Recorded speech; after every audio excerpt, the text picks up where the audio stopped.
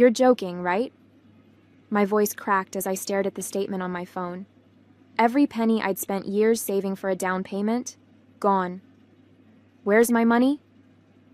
Maria, my mother, didn't even bother looking up from her coffee. Oh, relax, Juliana. It went to something important. Important? I nearly choked. It's all gone. Where did it go? She glanced at Greg, my stepfather, who sat next to her with a smug grin, swirling his coffee like we were having a casual chat. The party, Maria said, her tone dismissive, as if she'd just explained where the car keys were. We needed a little extra to make it special. You used my savings to pay for your anniversary party. My hands trembled as I clutched the phone. That was for my house. You had no right. Greg chuckled, finally chiming in. We're your parents, he said, leaning back. We don't owe you anything, Juliana. Families share. You'll get over it. My name is Juliana, and for as long as I can remember, my mother and stepfather have treated me like a second-class citizen in my own family. My dad died when I was 12, leaving behind not just a void in my life, but a modest inheritance he'd hoped would give me a head start in adulthood. He trusted Maria to handle it until I was old enough to use it responsibly. Instead, she treated it like a family piggy bank. For years, I stayed quiet, letting little infractions slide. I didn't say much when she dipped into the fund for emergencies or used it to cover Greg's credit card debt. But this time was different. This wasn't a couple $100s here and there. It was my entire down payment, nearly $25,000, blown on catering, decorations, and some overpriced venues so they could show off to their friends. I wasn't just angry. I was heartbroken. I'd worked so hard to save that money, working extra shifts, skipping vacations, even living in a smaller apartment just to scrape together every dollar. And now, in one selfish move, they'd taken it all away. I want it back, I said, trying to keep my voice steady. You're going to pay me back every cent. Maria rolled her eyes, setting her mug down with a clink. Don't be so dramatic, Juliana. It's not like you're homeless. You can always save more. It's not about that, I snapped.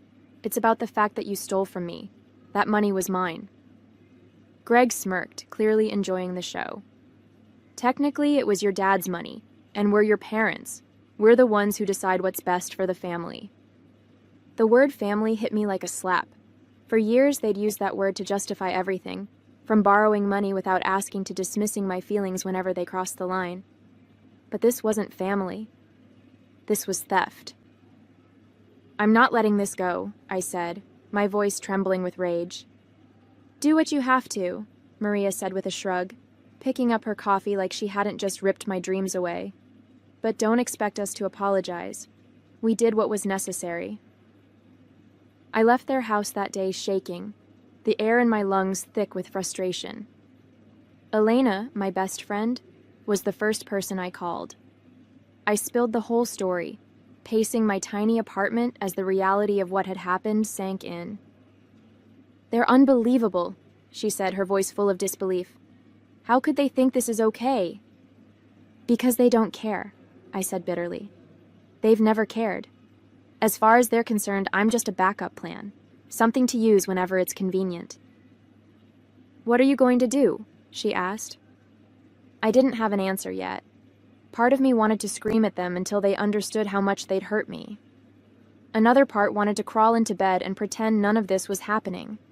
But the strongest part, the part my dad raised to stand up for myself, knew exactly what needed to be done. I'm going to get my money back, I said, my voice firm, even if it means calling the police. By the time I hung up with Elena, my anger had crystallized into determination. I wasn't going to let this slide. Not this time. My parents, no, Maria and Greg, had crossed a line they couldn't uncross, and I was done playing the role of the dutiful daughter who kept quiet for the sake of family. They stole from me. It was time to show them there were consequences.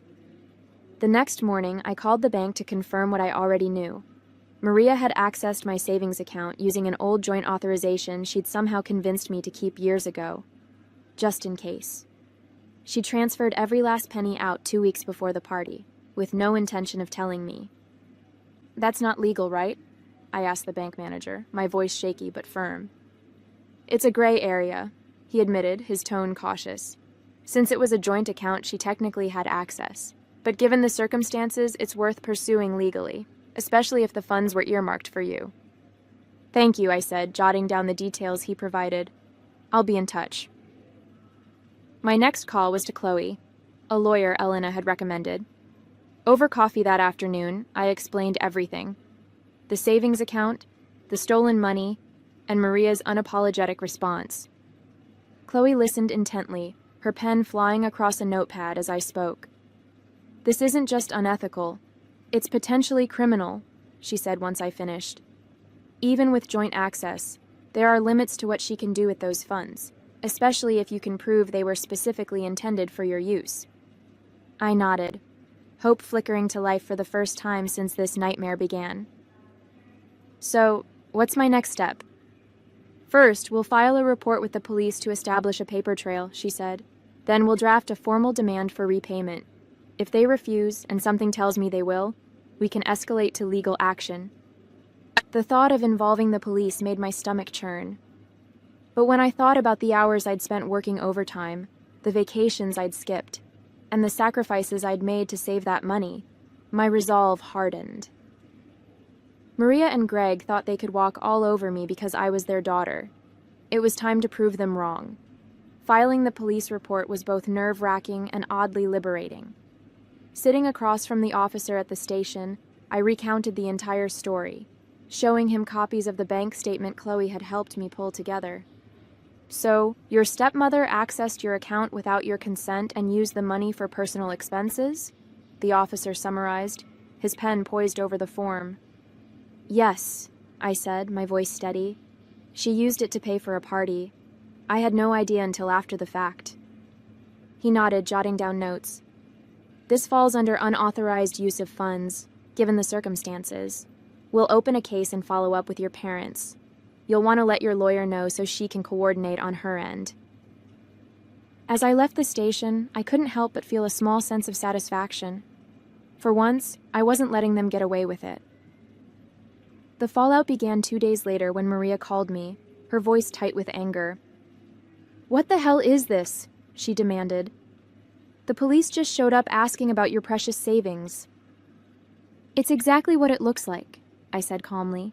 "You stole from me, so now you're dealing with the consequences." "Stole?" she scoffed. "Don't be ridiculous, Juliana. We're family. That money was for all of us." "No, it wasn't," I shot back. "It was for me. Dad left it for me, and you had no right to touch it." Greg chimed in from the background, his voice dripping with sarcasm. "Oh, come on. Don't tell me you're taking this seriously. What are you going to do? Take us to court." "If I have to," I said. "You brought this on yourselves." Maria let out a bitter laugh. "You're being dramatic. Do you really think this is going to get you anywhere?" "We'll see," I replied before hanging up. Meanwhile, Chloe was working behind the scenes to prepare for the next step. She'd already sent a formal demand letter to Maria and Greg, outlining the amount they owed and giving them a deadline to repay it. As expected, they ignored it. "They're doubling down," Chloe said during one of our meetings, "which is exactly what we want. The more resistant they are, the worse it'll look for them if this goes to court." "And if they refuse altogether?" I asked. "Then we escalate," she said simply. "But don't worry. You're in a strong position. Between the police report, the bank records, and your father's will, we've got more than enough to back up your case." Her confidence bolstered mine. For the first time in years, I felt like I had the upper hand. Maria and Greg had always treated me like I was powerless, but now I was proving that I wasn't. The final straw came when Greg posted a smug photo from their anniversary party on social media, complete with a caption thanking their friends and family for making the night so special. The image of him raising a champagne glass, standing next to Maria in her rented designer dress, made my blood boil.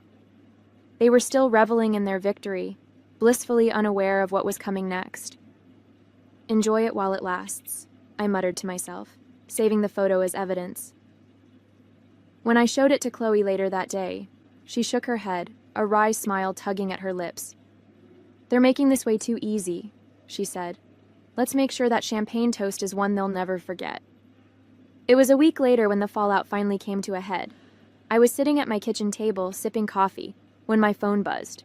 It was Chloe. "They've been served," she said, her voice crisp with satisfaction. "The demand letter is now officially part of the case file, and the police are following up with a formal notice of investigation." I leaned back, feeling a mix of relief and anticipation. "How do you think they'll react?" "Oh, they'll panic," Chloe said. "And when people panic, they either double down or crumble. Either way, we win."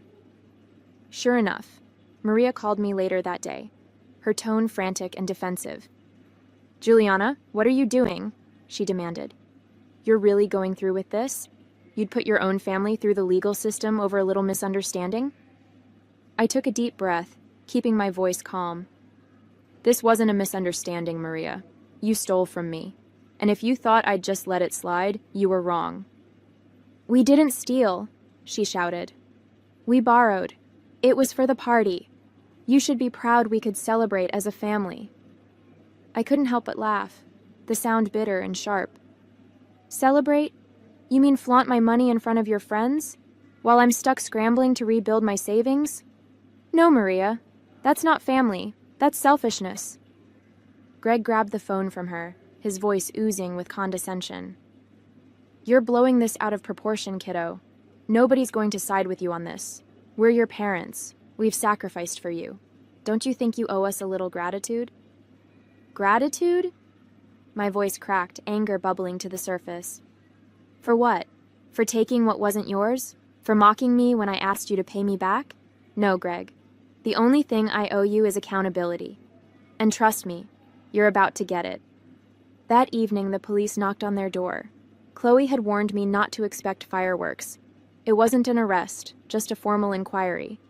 But I couldn't help imagining their faces as the officers explained the seriousness of the situation. Sure enough, Maria called me again, this time with a completely different tone. "Juliana, please," she said, her voice shaking. "You didn't need to bring the police into this. We can talk about it, figure something out." "We tried talking," I reminded her. "You laughed in my face and told me to get over it. Now it's out of my hands." Her voice cracked. "This could ruin us. Do you really want to do that to your own mother?" The irony of her words hit me like a slap. Your own mother. As if she hadn't already ruined the trust between us. As if her actions didn't scream that she cared more about appearances than about me. "I didn't do this to you," I said quietly. "You did it to yourself." A week later, we were sitting across from each other at a mediation table. Chloe sat by my side, her presence steady and reassuring, while Maria and Greg fidgeted in their chairs. They looked different now, less smug, more uncertain. The reality of their situation was finally sinking in. The mediator, a calm, middle-aged man with glasses, cleared his throat. "We're here to discuss the unauthorized use of Juliana's savings account and determine an appropriate resolution. Juliana, would you like to begin?" I nodded, my voice steady as I laid out the facts. "That money was meant for my down payment on a house. I spent years saving it. Maria and Greg emptied the account without my knowledge and used it to pay for a party. When I asked them to pay me back, they refused and mocked me. I'm here to get what's mine." Maria tried to interrupt, but the mediator held up a hand. "You'll have your turn, Mrs. Grant." She sank back in her chair, her face tight with anger. When it was her turn to speak, Maria's voice was shaky but defensive. "We didn't mean any harm. We thought it was better for the family to celebrate. Juliana's young. She has time to save more. We didn't realize she'd take it this far." "You didn't realize?" Chloe cut in, her voice sharp. "You drained her account without permission and then dismissed her concerns. That's not a misunderstanding. That's theft." Greg opened his mouth to argue, but one look from the mediator silenced him. "Let's stick to the facts," the mediator said. "Based on the evidence, it's clear the funds were intended for Juliana's use. Mrs. Grant, Mr. Grant, you have two options. Repay the full amount immediately, or face a civil suit, potentially accompanied by criminal charges. Maria's face turned red, her composure cracking. "We don't have that kind of money lying around," she snapped. "We spent it on the party." "Then you'll need to figure out a way to repay her," the mediator said firmly. "Otherwise, we proceed with legal action." For a moment there was silence. Then Greg leaned forward, his voice low. "What if we agree to a payment plan?" Chloe raised an eyebrow. "That's a start," she said. "But Juliana has the final say."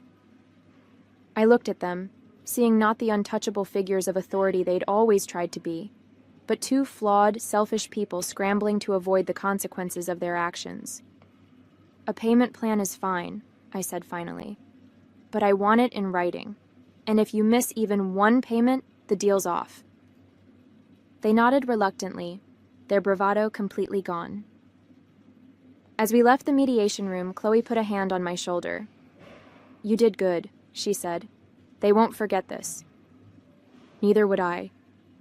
The mediation agreement was signed that same day, and as I walked out of the building, I felt a weight lift off my chest. It wasn't just about the money anymore, though getting it back was a relief. It was about standing up for myself.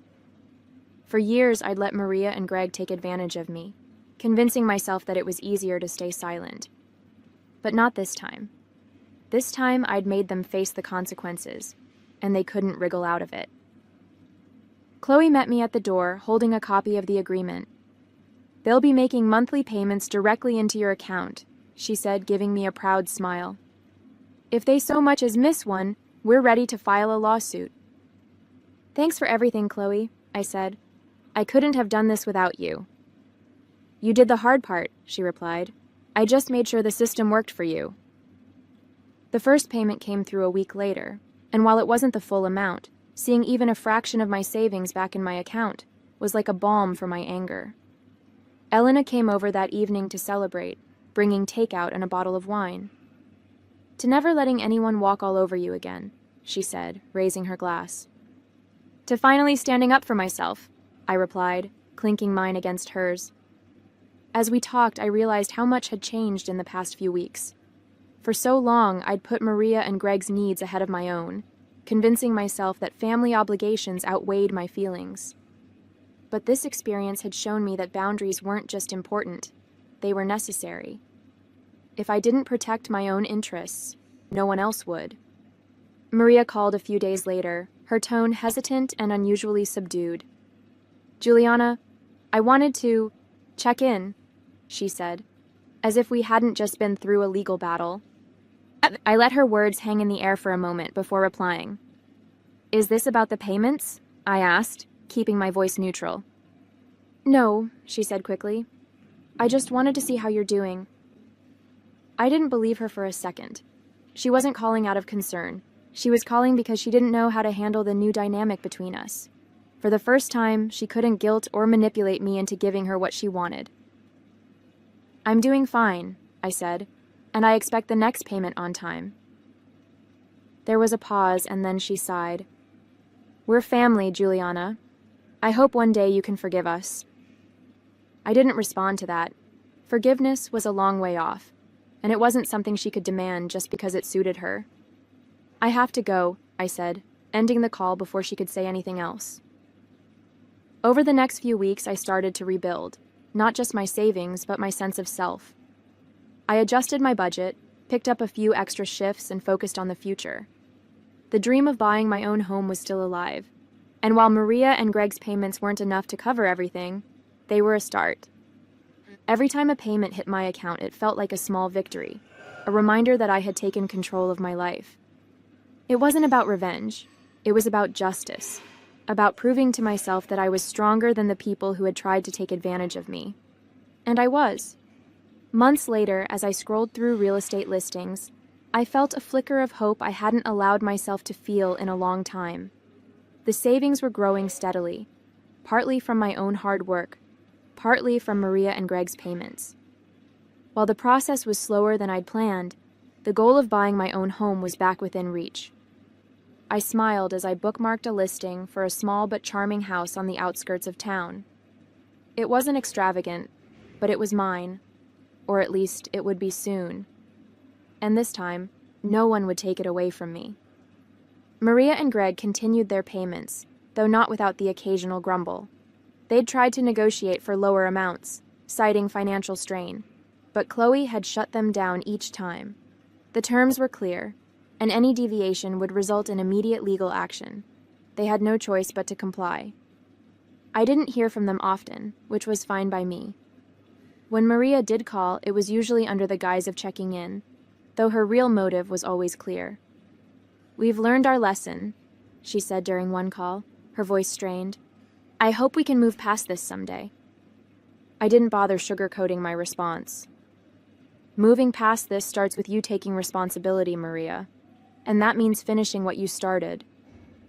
There was silence on the other end before she muttered a curt goodbye. I hung up, feeling no guilt. For the first time, I wasn't bending over backward to make someone else feel better at my expense. It was freeing.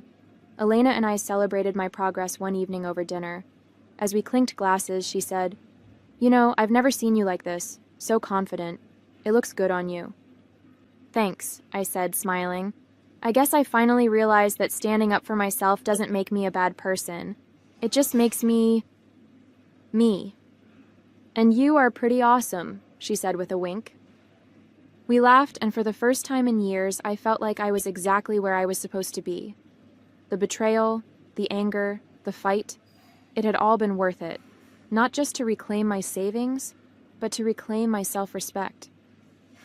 A few weeks later, I drove by the house I'd bookmarked. I parked across the street, imagining myself inside, filling it with my things, my life, my future.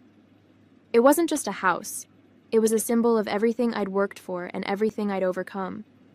As I sat there, I thought about my dad. He'd worked so hard to provide for me, to make sure I had a foundation to build on. Maria and Greg had tried to take that from me, but they hadn't succeeded. I knew he'd be proud, not just of the house I'd soon own, but of the strength I'd found in myself. I took a deep breath and smiled. This was my life, and it was finally mine to build.